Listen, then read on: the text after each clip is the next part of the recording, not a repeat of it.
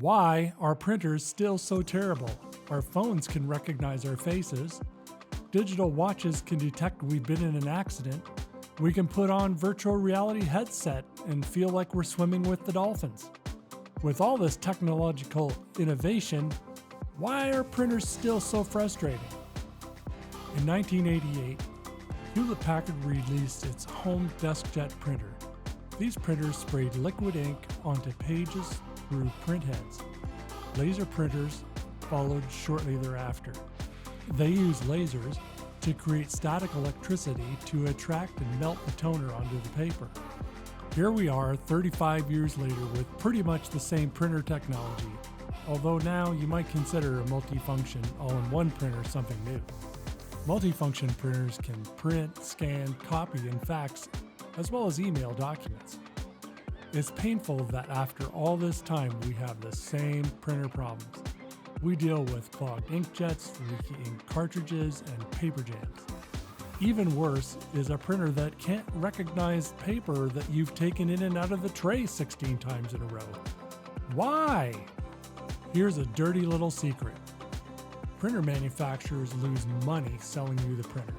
Printer technology is quite complicated, but you're getting the device for the price of the parts. And that's because manufacturer banks on making their money back on the sale of the ink. Because they're looking to make money off ink sales, printer users now endure 3 annoyances.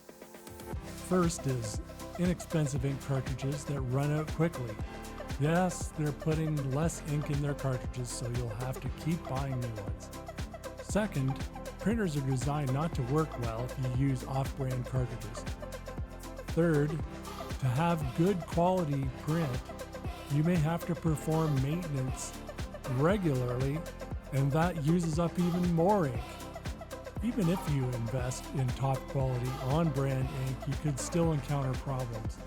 Connectivity issues or error messages when you change the paper are common. That's because the manufacturing of printers is often outsourced to the lowest bidder.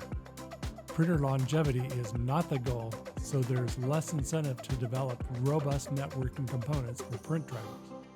To be fair, printing is hard. It's not all down to the printer manufacturer's choices. Printing is a very complicated process.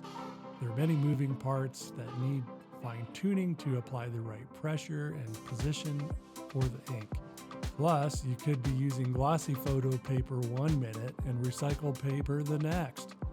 And at the same time, humidity or air that is too dry can also impact the paper and how it can move around the printer. So what can you do?